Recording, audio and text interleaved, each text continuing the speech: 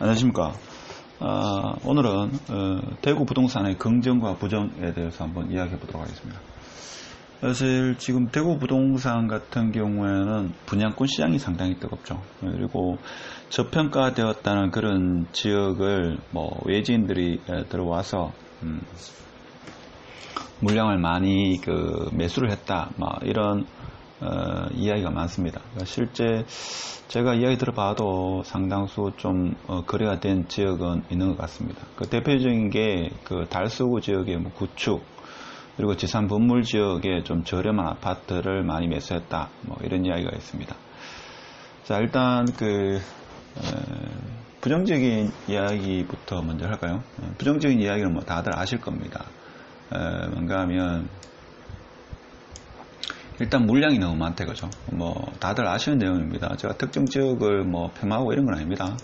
여기 동대구역 인근 있죠? 여기 지금 재개발을 안 하는 지역이 없을 정도로 엄청나죠? 엄청납니다. 그 다음에 또 어딥니까? 여기, 달성공원역 인근, 여기에 지금 분양이 너무 많지 않았나. 자, 이런 걱정을 합니다, 사실. 물론 그렇고, 그다음에 서구역 일대, 여기입니까? 여기 이제 분양이 많다. 분양이 많고, 좀 맞죠? 좀 여기 정확하지 않은 것 같은데, 조금 정확하지 않더라도 제가 큰 흐름을 이야기하고자 하니까 태클 걸지 마십시오. 서구청 일대니까 일대 맞네요. 일대 맞죠? 일대가 많았다. 그 다음에 여기 죽전역 인근에 여기도 지금 상당합니다. 알았죠? 분양이 많다. 분양이 많고, 분양 예정인 것도 많죠. 그 외에 송현 주공 1차부터 해가지고, 일대도 상당히 많습니다. 일대도 외지인이 좀 매수를 많이 했다, 이런 이야기도 들리고 한데, 그렇죠? 일대에 그런 적이 있었다. 자, 이런 이야기를 합니다. 자, 그래서 이런 물량이 너무 많다 하는 게 사실 가장 부정적인 이야기죠. 그래서 지금 분양권 시장만 뜨겁다. 그러니까 8월 이후에는 이제 분양 시행사가 아무래도 아주 위치 좋은 데 외에는 분양을 안 하겠죠. 그래서 7월달 분양 물량이 상당하다. 12,000세대 정도 된다. 이런 이야기를 신문에서 이야기합니다. 그래서 이것이 입주하는 2022년, 물론 그게 정확한 데이터를 제가 뽑지 못했습니다만 내년부터 이제 입주하는 물량이 좀 위험하다, 이런 말도 있고, 22년은 확실할 거다, 위험할 거다, 이제 이런 이야기가 많습니다. 특히 안 그런 지역이 없죠. 안 그런 지역이 없다. 그럴 정도로 상당히 좀 위험하다, 이런 게 이제 가장 부정적인 거고. 그다음에 두 번째 부정적인 게 뭔가 하면 지금 전국적으로 대구가 코로나로 가장 경제가 침체되는 상황이다. 그래서 정부 재난기금이 이제 어느 정도 소진되고 나서 지금 경기가 좀 안 좋다 하는 것을 지인들, 자영업 하시는 분들한테 이야기를 들어보면 지역 경제가 다시 좀 어려워지고 있다. 그래서 정부에서 재정정책을 했는 그런 재난자금이 이제 소진되고 나서 상당 부분 좀 어려워졌다, 이런 이야기를 시장 상인을 통해서 제가 많이 듣게 됩니다. 다른 자영업자도 그렇고. 그래서 이런 부분이 제가 볼 때는 대구의 어떤 부동산 시장의 위험 요인이 알겠는가. 또 하나 더 이야기하면, 경제부총리입니까? 하여튼 이야기했는 게, 3월달 위기를 9월달로 밀어놨다. 이런 이야기 했죠. 크게 봐서 이런 것들이, 대외 내외적이거나, 아니면 대구 지역만이 가지고 있는 어떤 부정적인, 특히 분양 물량이 많고, 경기가 침체되고, 이건 이제 부정적인 시각이죠. 이건 제가 볼 때 상당히 부정적인 시각이고. 그렇게 볼 수 있습니다. 그렇죠. 그리고 지금 분양권 시장만 거래되기 때문에 제가 볼 때는 구축 같은 경우에도 조금 거래된 지역은 핫했다, 이렇게 볼 수 있습니다. 5월 중순부터 해가지고 지금까지는 좀 거래가 살아나고 있다, 이런 이야기도 있고 한데, 하여튼 그렇고. 자, 긍정적인 이야기를 하면 어떤 이야기를 할 수 있는가 하면, 일단 수성구 같은 경우는 최근 한두 달 사이에, 일단 첫 번째로 뭔가 하면 5월 27일입니까? 금리 인하. 이 효과가 제가 볼 때 한 달 동안 대구 시장을 상당히 좀 달구지 않았나. 그래서 대구의 부동산 시장이 조금 변화를 주지 않았나, 저는 개인적으로 그렇게 생각합니다. 그래서 변화의 어떤 시작은 5월 달부터 거래가 조금 살아나는 게 있었는데, 어떤 트리거가 됐는 거는 5월 27일 금리 인하가 아니겠나, 그렇게 생각합니다. 그렇죠. 이 금리 인하로 뭐 대출 금리가 당장 이렇게 하락하는 것보다는 심리적으로죠. 부동산은 심리니까 사람들이 이제는 금리가 요 내려왔으니까 예금을 통해 가지고는 수익을 못 얻으니까 돈을 어디엔가 굴려야 되겠다 이런 생각으로 5월 중순 말 이후로 좀 거래가 좀 활발하지 않았나 이런 생각이 들고, 그 다음에 이게 뭐 긍정인지 모르겠습니다만은 수성구 지역에 있죠. 뭐 재건축 될 만한 물건들이 지금 다 사라졌다. 이게 제가 볼 때는 또 하나의 이슈가 될 것 같고, 그리고 이제 그 부정적인 이야기 할 때 제가 2022년도에 입주 물량이 이제 폭탄이 될 거다 해가지고 기다리시는 분이 계실 건데, 저도 사실 이거는 예단할 수가 없습니다. 예측할 수도 없고.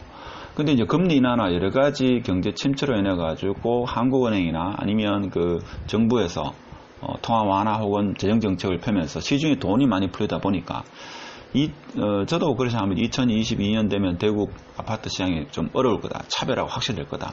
입주 물량에서 입주가 원활하게 되는 데가 있고 그렇지 않은 데가 있을 거다. 분명히 차별화가 될 거다는 생각에는 저는 공감을 합니다.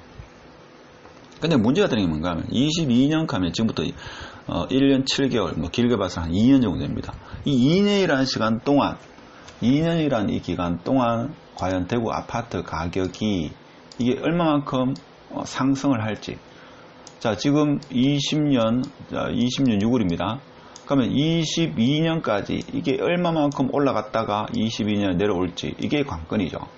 그래서 기다리는 사람은 뭔가 하면 지금부터 22년까지 오르지 않고 22년에 좀 하락하면 이때 매수를 하시면 되는데, 문제는 뭔가 하면 지금 돈이 워낙 많이 풀려가지고 사실 수성구나 달수구나 중구 같은 경우는 리딩한 아파트 가격은 중구 달수구 같은 경우는 뭐 8억 7억 대입니다. 그렇죠. 수성구는 10억대가 넘었습니다. 12억에 거래되고 최근에 12억 5천에도 힐스테이트 버머가 거래가 됐습니다. 그렇죠. 버머 프루지오도 거래가 뭐 12억대에 거래됐다는 말도 있고, 자, 일단 11억대에 거래되는 거는 지금 몇 개 있습니다. 자, 이렇게 봐서는 문제가 뭔가 하면 지금부터 이 22년 입주 물량 때까지 이게 얼마만큼 오르는 폭이 있느냐, 이게 문제죠. 이거를 이제 생각 못 합니다. 22년에 어려울 거다는 것은 대체적으로 동의하시는 분이 상당히 많습니다. 물론 미래의 일이기 때문에 우리가 뭐 예측 단언하기는 쉽지 않지만 입주 물량이 많다, 이거는 대부분 이견이 좀 없을 겁니다. 근데 앞으로 2년, 작게는 1년 6개월, 길게는 2년 동안 이게 얼마만큼 오를 거냐, 이게 이제 관심사죠. 예를 들면 뭔가 하면 1억 올랐다가 22년에 뭡니까 5천만원 하락한다 하더라도 일단 이득이죠. 이렇게 봤을 때는 제가 볼 때는 무주택자면 핵심 지역에 한번 구매를 신중하게 고려해 보시는 것도 나쁘지 않다, 이런 의견을 드리고, 사실 이거는 뭐 알 수는 없는 부분이죠. 그래서 그런 게 있었고,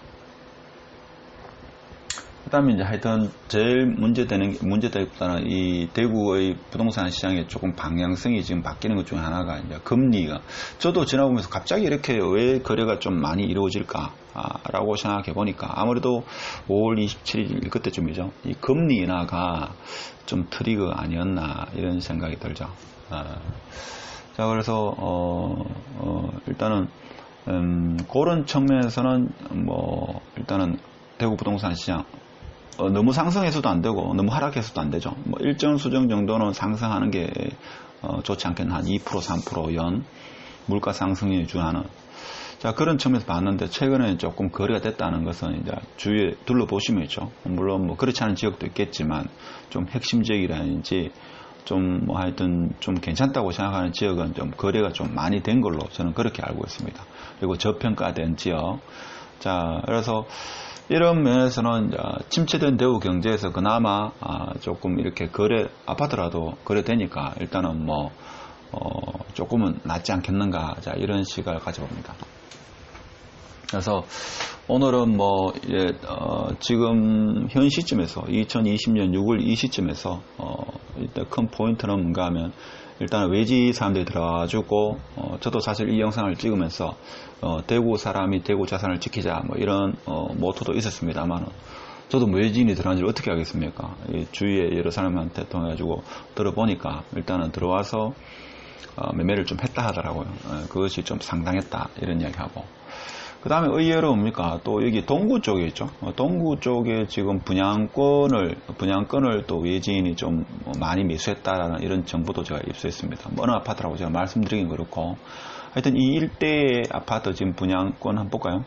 분양권 지금, 분양권만 따라 한번 봤는데, 내일 부동산 보면 여기,